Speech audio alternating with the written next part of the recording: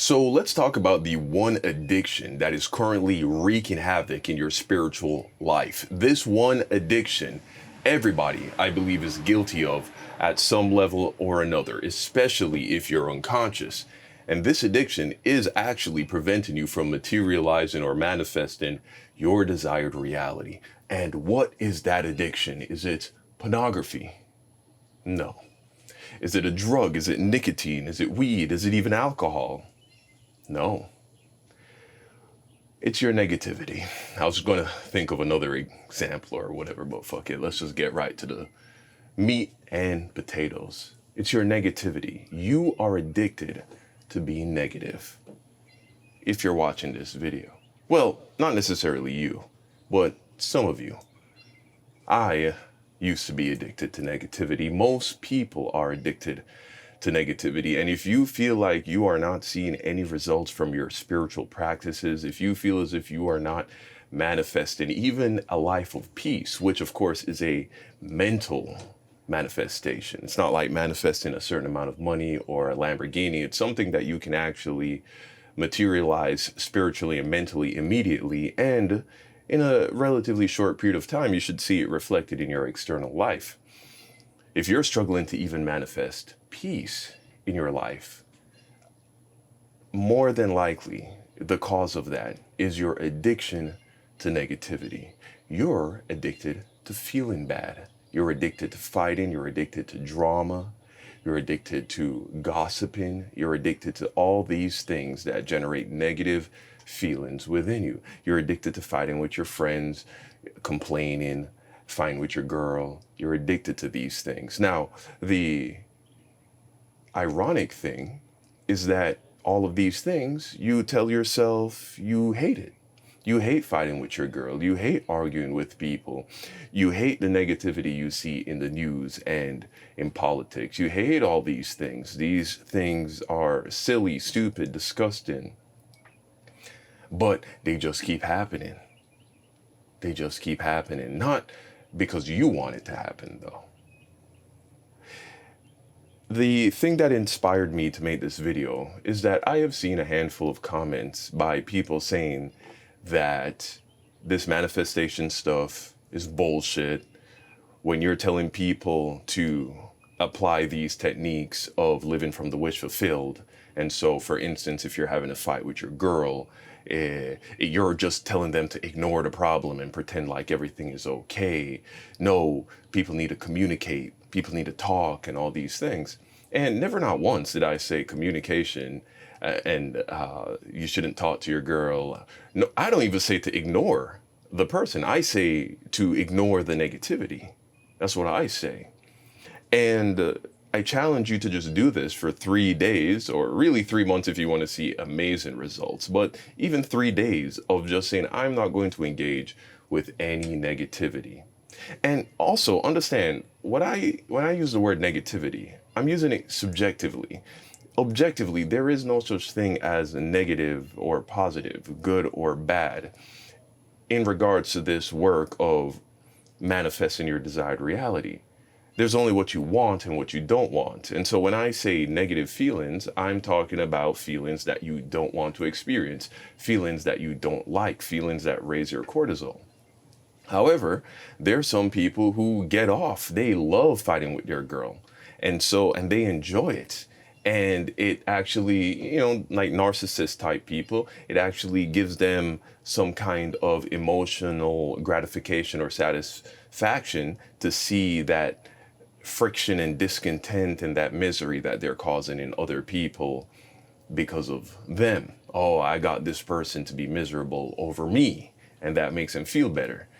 This is what narcissism is in a oversimplified way, but essentially that's what a narcissist is known for, right? And so for that person, his experience of reality, he wouldn't even describe it as negative. It's only negative if you don't want it to happen. It's only positive if it's something you do want to happen. And so when I tell you to not engage with things, sources of negative emotions in your life, what I'm really telling you is not to engage with things that you don't want more of.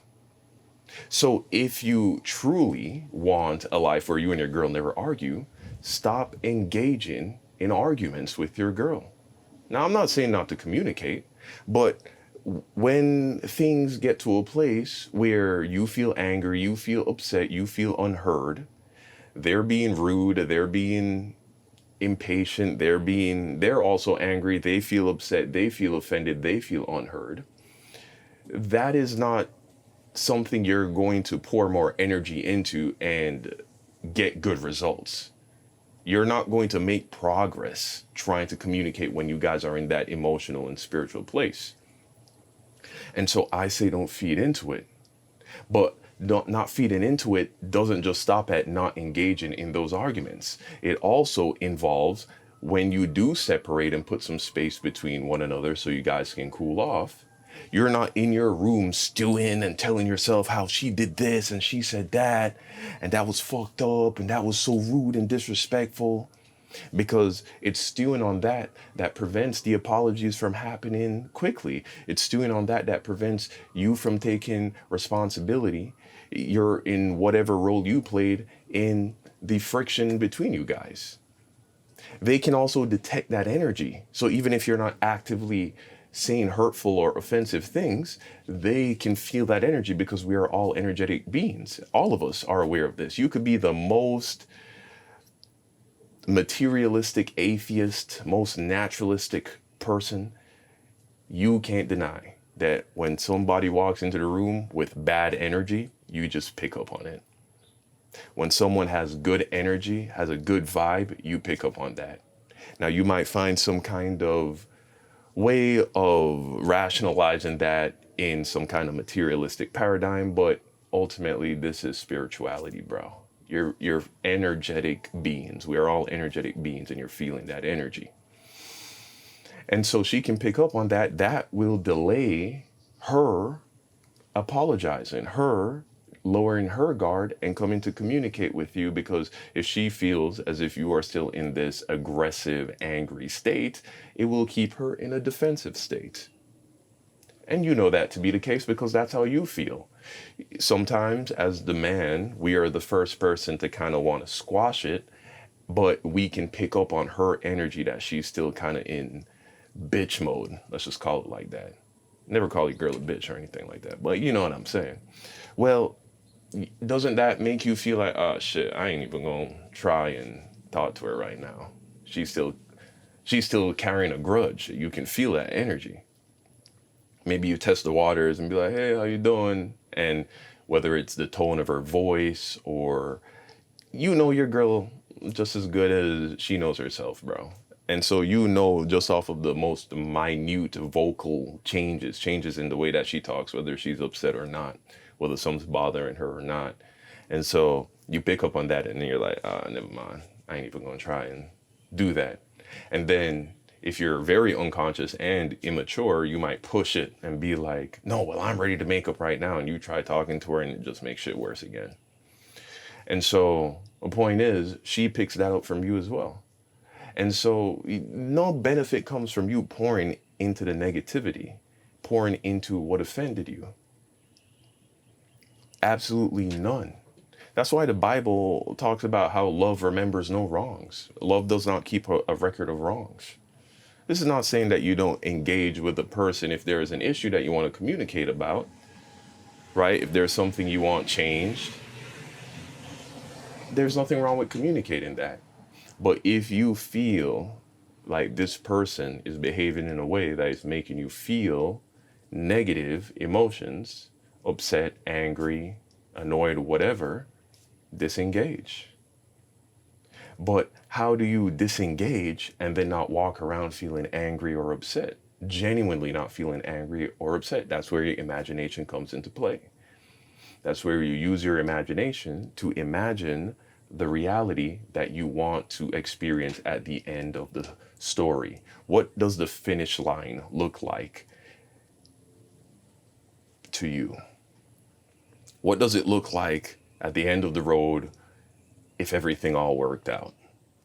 Immerse yourself in that reality, start to feel those emotions, and so energetically you feel at peace.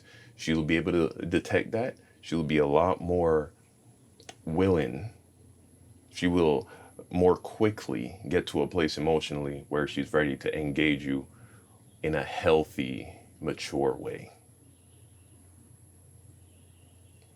But there's something going on as to why you may not want to try that. Besides the fact that you're skeptical of the law of attraction, you're skeptical of manifestation, you might consider it magical thinking. There's something else besides that, because I'm not telling you to believe me just because I said it. In fact, I've said multiple times on this channel, if you practice these practices and don't get results, leave it alone. I'm not going to be some religious person about this shit and tell you, oh, well, if you don't see shit the way I see it, then something's wrong with you and fucking, you're a bad person or you're lying or nigga, I don't give a fuck. Go do whatever works for you. I really wouldn't want people following me, practicing this shit, getting no results and still following me. You know what I'm saying? Like, what a waste of time that is. And so, but here's the thing. I don't say, this isn't religion. You don't need to believe in Jesus first for Jesus to reveal himself to you. Like that, right? Like that's what the Christian will say. If you feel like Jesus hasn't revealed himself to you, it's because you haven't really believed in him yet. That's not how manifestation works. These are metaphysical laws of the universe. I don't care if you don't believe him at all. I'm telling you, if you practice the practices, you will get results. And that's what will make you a believer. Fuck blind faith, nigga. Now, obviously, it's like working out. You could believe that working out doesn't build muscle. You could believe that with your whole heart. Working out, lifting heavy and heavier weights don't build muscle. If you go in the gym and you follow good guidance and instruction, and of course you follow that up with taking your protein, right? Having good nutrition, getting good sleep, you're going to grow. Now, the advantage, however, for having the belief and the conviction behind it, if you believe that lifting weights and heavier weights are going to build your muscles, well, guess what? The guy who actually believes that, he's naturally going to try harder in the gym. And so I'm not saying belief and conviction don't matter. They matter a ton. And the more belief and conviction you have, the faster you'll manifest, the more powerfully you'll be able to manifest, the more quickly you will materialize in the physical the reality that you desire. However, so long as you do the practices, even with no faith at all, you will see a change. Just like how the guy lifting weights, even with no change or no belief at all in the science of weightlifting and bodybuilding, he's going to put on muscle. That's my proposition to you. But here's why, even despite that, even despite me saying, look, I don't even care if you don't believe it, just do it and you'll see the results. Why people don't want to try is because they're addicted to their negativity. People are addicted to being negative. And I know this because I was also addicted to being negative. I would be already awake, already aware, already conscious, practicing the things that I teach y'all. Several months ago, I bumped heads with my girl. Like when we were moving here, I bumped heads with my girl.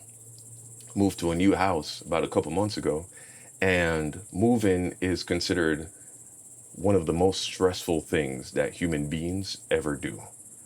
It's up there with like the loss of a loved one in terms of the amount of stress it can create in a person.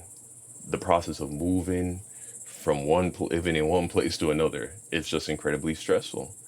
And so naturally, my girl and I, we bumped heads at a couple points in time.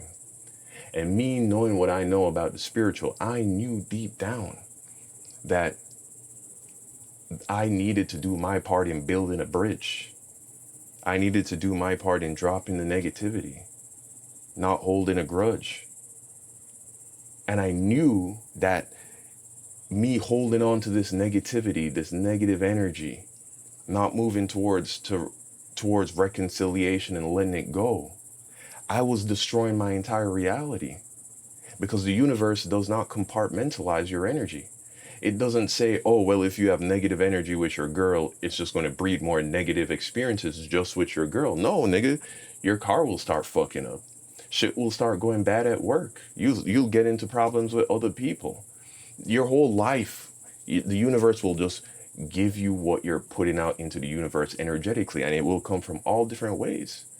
And I'm like, man, me finding with my girl ain't worth all of that. It's not worth me possibly slowing down the success I'm seeing on YouTube. It's not worth me getting sick. It's not worth any other ways that this negative energy could materialize in my experience of reality.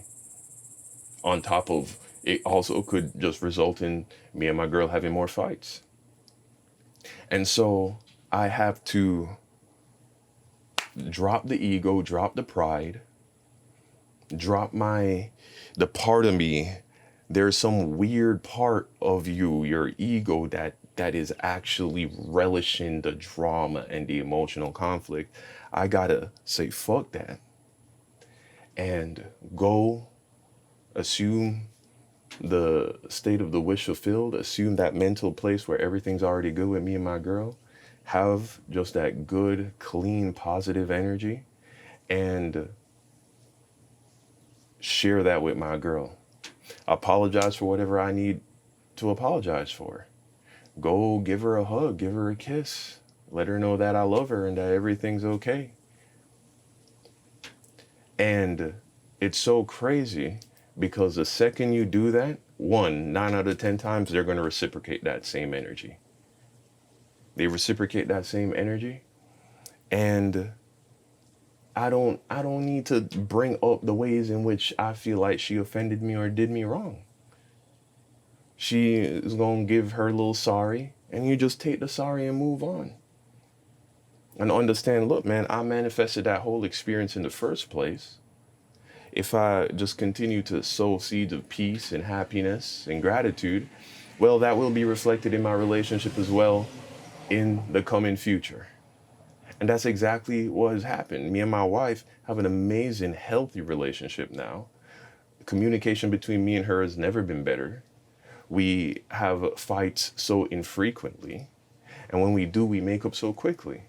And it was done without any prayer, without any fasting, without any counseling, without reading any books, just by wishing from the wish, living from the wish fulfilled. And just understanding the metaphysical law that you reap what you sow. And so if I sow goodness and peace and all that, it will be what I harvest in every aspect of my life, including my relationship. And that's exactly what has materialized. And it works for a plethora of reasons. You have to also understand that your girl is also actively manifesting her reality. And so when you are sowing, when you are creating feelings of shame, anger, guilt, sadness, despair in your girl, well, those emotions are charging her manifestations and will be reflected in her life, including friction with you. You reap what you sow. And so you think that you are in some way exacting some form of justice by punishing her, by throwing shit back in her face, by talking about this. You don't want to talk about the situation. You just want to have her admit to you how she fucking pissed you off, why you were right to be upset. That's all you're looking for. Ain't no how is the communicating in that regard made your relationship any better? It never has, and never will. Right? Like, oh, well, I need you to understand why I'm mad and that. Nigga, that shit don't fucking work. I did it. And this ain't my first relationship, bro. That shit doesn't work. I know the fight is on the horizon. It's so common that this is people's experience of life that you hear all the time. People say, oh, fighting is normal in a relationship. And look, disagreeing is normal in a relationship because no two people think exactly the same about everything. But you can have a relationship where you don't have any nasty fights, bro. where shit never gets like nasty, where no one ever gets too angry, no one ever becomes too offended or too offensive, you can experience that. But that's the thing. People don't want to, and that's why you're not going to manifest your desired reality, because you don't want to let it go. You want that satisfaction of being able to get angry, of being able to act upon those negative feelings. You want to be able to punish people. You feel like they're getting away with it when someone is rude to you or slick to you, be it your friend, your girl, someone at work, a stranger. You feel like at the very least, you get your get back when you make them aware that you're upset with them. However that is, however you accomplish that. Whether you beat them up, whether you go off on them, or even if it's just giving them the cold shoulder, or even if it's just having them up in your head. You don't even confront them, but you're driving around in your car pissed, arguing with them, imaginary arguments in your head. But you do not benefit from that. That's why people say forgiveness is for you. It's not for them. Because that negativity you're holding on to, it's going to manifest more negative experiences in your life. You're only hurting yourself. But people are addicted to that. They don't want to let it go. Oh, I got to go a whole 3 days without getting mad at people? Without allowing myself to get upset with people, even if they're mean to me and rude to me? And say something offensive to me? I'm just supposed to forgive them and let it go? That's too much for some people. And so, but you gotta understand, man, I remember I could feel the shift internally, spiritually, when I started doing that shit. It felt like old and energetic blocks were being destroyed every time I did that. Every time I found myself in a situation where I was feeling that negative energy and I was like, I don't want to live from the wish fulfilled. I don't want to live from the imagined reality where everything is worked out and we've already made up and everything is good. No, I want to be mad at her. I want her to know I'm mad at her. And there was that internal fight, that conflict between what I know to be true spiritually and what feels good in the moment. And it's so crazy. I describe that as it feeling good when you feel bad. Your cortisol levels are elevated. You're angry, you're upset, you're irritated, your mind, you're not able to focus properly. And then shit, if it's a fight with your girl and you're in the house, there's this weird little tension in the house. Oh, am I gonna run into her when I go in the kitchen? So really that shit's all making you feel bad, but in a way it also makes you feel good. But it's not that it makes you feel good, you're just addicted. It's just like cigarettes. You're smoking a cigarette doesn't make you feel good. Initially it might because of the dopamine and the nicotine, but very quickly your brain gets very used to that and it's not the actual nicotine that's making you feel good anymore. It's the fact that you're satisfying your withdrawal. And so now when you hit that vape or you smoke a cigarette, you're really just going back to baseline. Like your dopamine levels have gone below what's normal and now you feel like shit. And you hit that nicotine and it brings you back to normal. It's not even making you high. It's not even making you feel good. It's just making you not feel like shit anymore. That's the itch you scratch with a lot of addictions. And it's no different. That holding on to that anger isn't really feeling good. You're just addicted to that emotional thrill, that drama, that negativity. It is also a manifestation of your lack of faith in the principles and the laws of metaphysics that you reap what you sow. And so you feel like, man, shit, this is my only consolation prize. Because what do I get out of being the bigger person? What do I get out of letting it go? If you don't know that letting it go is actually setting you up for a better future, then shit,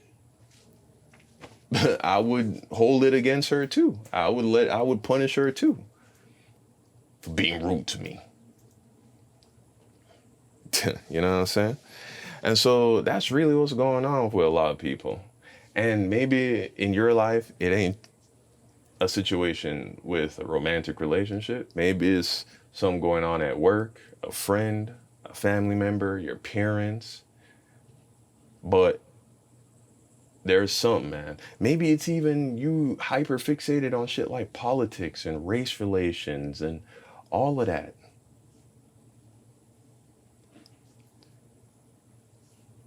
You gotta let that shit go, man.